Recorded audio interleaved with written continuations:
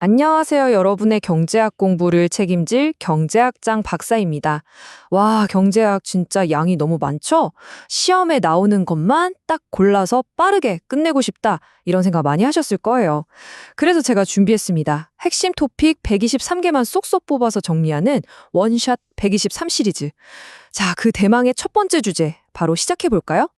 저희 원샷 1, 2, 3 시리즈는요, 여러분이 버스나 지하철 타고 이동할 때 아니면 잠들기 전에 잠깐씩 편하게 들으면서 개념을 머릿속에 착착 정리할 수 있도록 만든 거예요.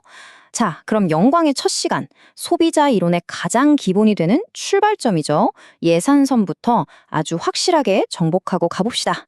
다들 준비되셨죠? 좋습니다. 자, 예산선. 도대체 이게 뭘까요?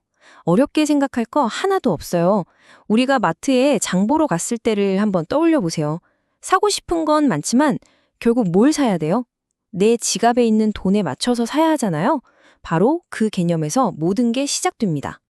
자, 예산선이 뭐냐? 아주 쉽게 말하면요. 내가 가진 돈, 그러니까 내 예산을 몽땅 다 썼을 때 살 수 있는 상품 조합들을 쭉 연결한 선이다. 이렇게 생각하시면 돼요. 말 그대로 내 소비의 마지노선, 경계선인 셈이죠. 그러니까 이 선 안쪽은 오케이, 내가 살 수 있는 영역. 근데 선 바깥쪽은 여긴 내 돈으로 못 사는 그림의 떡인 영역이 되는 거죠. 이걸 식으로 표현하면 바로 이렇게 됩니다. 자, M은 내 소득, 머니를 뜻하고요. PX는 X제의 가격, 프라이스, X는 X제의 수량이에요. 그럼 PX 곱하기 X는 뭐죠? 그렇죠. X제를 사는 데 쓴 총 지출액이죠. PY 곱하기 Y도 마찬가지로 Y제에 쓴 돈이고요. 결국 내가 X제에 쓴 돈이랑 Y제에 쓴 돈을 합치면 내 총소득 M과 같아진다. 너무나 당연하고 상식적인 이야기죠? 이걸 우리가 예산 제약식이라고 부릅니다. 자, 근데 이 식을 이대로 두면 그래프를 그리기가 조금 불편하잖아요? 그래서 우리가 학교 다닐 때 많이 봤던 1차 함수 형태, 즉 y는 어쩌고 하는 모양으로 싹 바꿔볼게요. 그랬더니 이렇게 정리가 되네요. 와, 이 식을 보는 순간 우리는 예선선 그래프의 두 가지 핵심 정보를 한눈에 파악할 수 있게 됐습니다. 그게 뭘까요? 바로 기울기랑 y절편이죠. 여러분, 이 슬라이드는 별표 5개, 진짜 중요해요. 꼭 기억하셔야 됩니다. 자, 첫 번째 핵심, 바로 기울기예요. 수식으로는 마이너스 py분의 px죠. 여기서 마이너스는 그냥 그래프가 오른쪽 아래로 내려가는구나 하는 방향을 알려주는 거고요. 진짜 중요한 알맹이는 바로 이 px분의 py. 이걸 우리가 상대가경이라고 불러요. 이게 무슨 뜻이냐면 시장에서 x제 하나를 더 사려면 y제를 몇 개나 포기해야 하는지를 알려주는 객관적인 교환 비율인 거예요. 아시겠죠? 그리고 두 번째, y절편, m분의 py.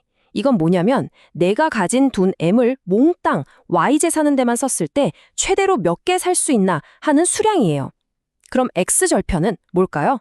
그렇죠. 똑같은 원리로 M분의 PX가 되는 거죠. 좋습니다. 이제 예산선이 뭔지 감을 잡았으니까 한번 움직여 봐야죠. 첫 번째 상황. 만약에 내가 로또에 당첨됐다. 즉 소득이 확 늘면 예산선은 과연 어떻게 될까요? 자, 다 같이 한번 상상해봐요. 콜라 값도 그대로, 사이다 값도 그대로인데 내 지갑만 두둑해졌어요. 그럼 당연히 예전보다 콜라랑 사이다를 더 많이 살 수 있겠죠? 이걸 그래프에서는 어떻게 표현할 수 있을까요? 식으로 따져보면 아주 명확해요. 소득인 M만 변하고 가격인 PX랑 PY는 그대로잖아요? 그럼 기울기 마이너스 PX분의 PY는 변할 이유가 있나요? 전혀 없죠. 기울기는 그대로입니다. 하지만 X절편 M분의 PX랑 Y절편 M분의 PY는 어때요? 분자인 M이 커졌으니까 두 절편값은 모두 커지게 되겠죠? 바로 이 그림을 보세요. 기울기는 그대로인데 선 자체가 바깥쪽으로 슝 하고 이동했죠? 이걸 우리가 멋진 말로 평행이동이라고 하는 겁니다. 당연하잖아요? 내가 돈을 더 많이 버니까 전보다 X제도 더 많이 살 수 있고 Y제도 더 많이 살 수 있게 된 거예요. 즉, 소비할 수 있는 영역 자체가 이렇게 넓어진 걸 한눈에 보여주는 거죠. 그럼 반대로 소득이 줄면 예산선이 안쪽으로 평행 이동하겠죠? 아주 직관적이고 쉽습니다. 자, 그럼 이제 두 번째 시나리오로 넘어가 볼게요. 이번에는 내 월급은 그대로인데 물건값 자체가 변하는 경우예요. 이건 평행이동보다 조금 더 재미있습니다. 예를 들어서 내가 진짜 좋아하는 과자 가격만 갑자기 반값으로 할인한다고 생각해 보세요. 내 월급은 똑같은데 말이죠. 이럴 때 예산서는 과연 어떻게 움직일까요? 자, 이것도 식으로 한번 뜯어보죠. YZ 가격 PY랑 소득 M은 그대로인데 XZ 가격인 PX만 떨어졌어요. 그러면 Y절편 M분의 PY는 변할 게 하나도 없죠? 그대로입니다.